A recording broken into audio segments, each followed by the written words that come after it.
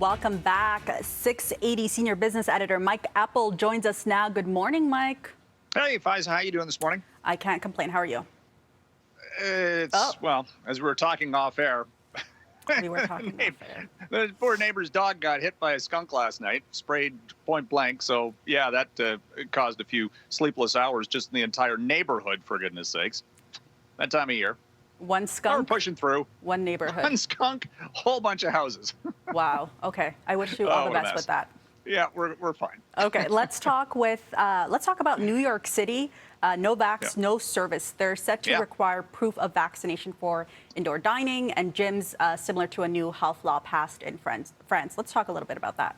Yeah, and Mayor Bill de Blasio saying point blank, look, this is the carrot and the stick to get people vaccinated. You want to come inside for a restaurant sit-down dinner, or if you want to go to a gym or other places where you would have larger gatherings, got to show proof of vaccination. And we're talking about, the economic hub of North America, one of the biggest cities in the world,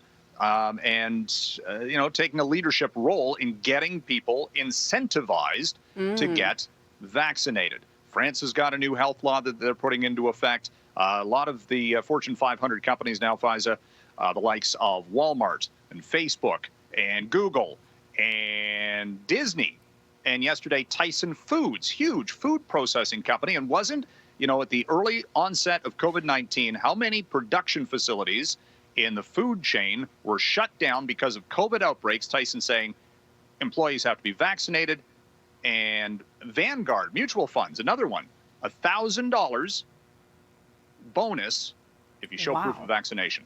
So that's what, it might not be coming from the government levels. It's coming from corporations. How restaurants and gyms and all this, how do they enforce this? That's going to be interesting. And that's going to be a challenge as well for small business operators. Absolutely. Okay, this one caught my eye. Apparently, we're not saving money during the pandemic, as we're learning. I thought that all the talk was because we weren't going to work or working from home and they weren't spending as much that, people were going to be flush with cash. Maybe not. Now, this is an American statistic, and I'm going to be waiting to see if there's a Canadian correlation. But the American consumer debt load has just hit $15 trillion. Wow. Highest level ever. It's led by credit card debts. That's not good. And home ownership costs, which you could argue that's based on real estate, and real estate prices have done nothing but go up. So getting larger mortgages. So there's good debt, there's bad debt. You can make that correlation. But again, does that eventually crimp consumer spending, which is supposed to be the whole catalyst for the retail market and an economic recovery? For me, it's been the online shopping. I can't stop. See, maybe that comes back to the credit card. Maybe that comes back to the credit card. Yeah, I can't stop myself. It's too easy.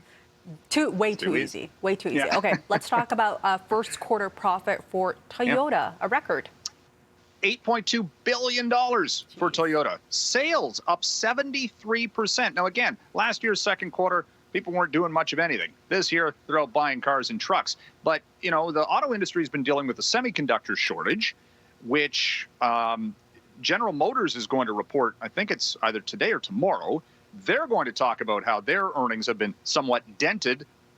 Maybe, maybe not, because we keep hearing about production lines being shut down, and yet cars and trucks are selling at full price. There are no discounts to be had right now, so maybe that's offsetting the profitability. It's an interesting time and a challenging time for the auto sector, but right now, car and truck demand is at peak levels, and supply is more of an issue. Okay, Mike Eppel, always a pleasure speaking with you. Good luck with the dog in the neighborhood. Not my dog. We went through it earlier this year. Not fun. Ugh. Takes about 24 hours and then everything gets cleared out. Okay, we'll check in tomorrow. Good luck. All right, thanks. Take care. Time now, 6:19 a.m. As non-essential travel ramps up, there are growing calls for a global standard when it comes to vaccines. Still ahead, we have more on what you need to know before booking a trip out of the country.